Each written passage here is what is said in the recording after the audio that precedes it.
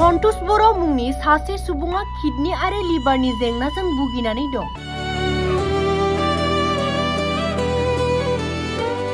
मोजां देहा फाहामसालियाव फाहामथाय लानो हायैनि थाखाय सन्तोष बर'नि बेरामा बारानिफ्राय बारा जालांगासिनो दं।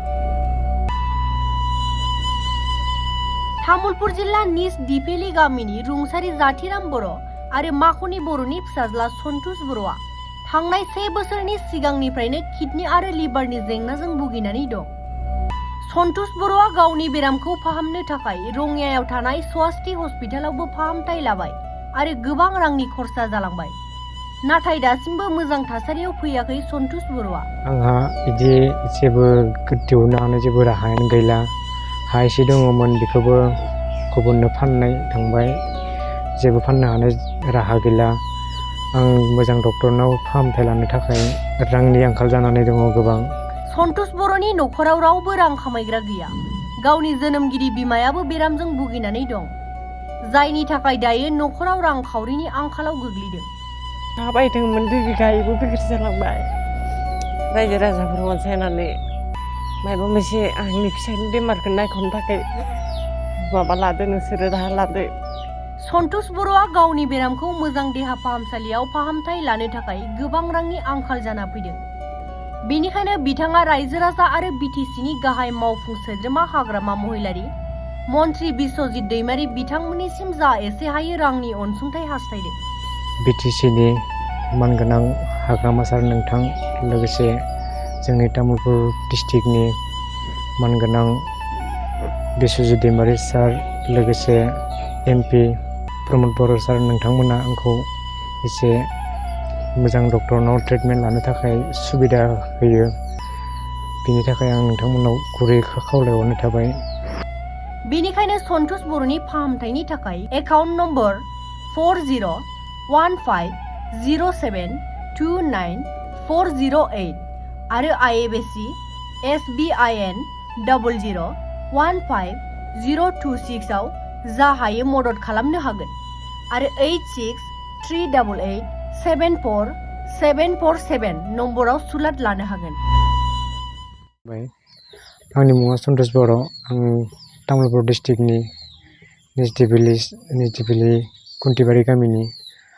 आं किडनि प्रब्लेम आरो लोगोसे लिभार प्रेसार प्रब्लेमाव गोलैनानै दङ। बेनि थाखाय आं मोजां डक्टरनाव ट्रिटमेन्ट लानो हायाखै। गोबां रांनि प्रब्लेमाव गोलैनानै दङ। आंहा आइयाबो बेमाराव गोलैनानै दङ। जेबो इनकाम खालामनो हालिया आङो। नख'राव रावबो इनकाम खालामग्राबो गैया। आं जा हायोमोन इनकाम खालामोमोन। बेनि थाखाय आङो मोजां डक्टरनाव ट्रिटमेन्ट लानो हायाखै। गोबां थाखा फैसानि प्रब्लेमाव गोलैना दङ। आंहा बिदि जेबो दिहुननो हानाय जेबो राहायानो गैला। हा एसे दङमोन बेखौबो गुबुननो फाननाय थांबाय, जेबो फाननो हानाय राहा गैला। आं मोजां डक्टरनाव फाहामथाय लानो थाखाय रांनि आंखाल जानानै दङ गोबां।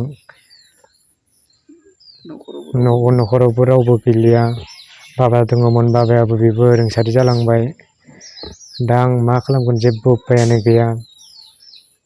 बेनिखायनो मोजां डक्टरनाव फाहामथाय लानो थाखाय गोबां रांनि प्रब्लेम जानानै दं। मोजां डक्टरनाव ट्रिटमेन्ट लानो हायाखै। गोबां रांनि आंखालाव मोजां डक्टरनाव ट्रिटमेन्ट लानो हायाखै। बेनि थाखाय आं बिटिसिनि मानगोनां हाग्रामा सार नोंथां, लोगोसे जोंनि तामुलपुर डिस्ट्रिक्टनि मानगोनां बिश्वजित दैमारि सार, लोगोसे MP प्रमद बर' सार नोंथांमोना आंखौ एसे मोजां डक्टरनाव ट्रिटमेन्ट लानो थाखाय सुबिदा होयो। बिनि थाखाय आं नोंथांमोनाव गुरै खावलायहरनाय थाबाय। लोगोसे जोंनि रायजो राजा आइ आफा नोंथांमोनाबो जि हायो आंखौ अनसुंथाइ हरनो थाखाय आं गुरै खावलायहरनाय थाबाय आंनि गोसो गोरबोनिफ्राय। फिसावा सन्तोष बर'आ बेमाराव गोलैनानै आजि 1.5 बोसोरानो जाबाय। बेमार रांनि थाखाय जेबो खालामनो हायाखै आङो फिसाखायसो मेचिनफोरनि मोनसे जालांगासिनो किडनिनि प्रब्लेम लिभारनि प्रब्लेम आरो आथिं फरा जाना दोङो रावबो नायनाय गैला रावबो फैसा थाखा दिहुननाय रावबो मानसि गैला हा बायदोंमोन 2 बिघा इबो बिक्रि जालांबाय रावबो गैला नोंसोरो रायजो राजाफोर अनसायनानै माबा मोनसे आंनि फिसानि बेमारखौ नायख'नो थाखाय माबा लादो नोंसोरो राहा लादो जोङो जेबो गैजा रोंला नोंसोर अनसायदो रायजो राजाफोर मोजां डक्टरनाव खिथिनो हायाखै जोङो मेडिकेलाव 13 बोसोर जाबाय आरो फिसा फिला डक्टरनाव खिथिबाय थादों दा बारासो बारा जालांबाय थादों मानसिया जों उपायानो गैला मादों मा खालामबावगोन जोङो नोंसोर अनसायनानै बाय नायफैनोबा हामगौमोन नोंसोरो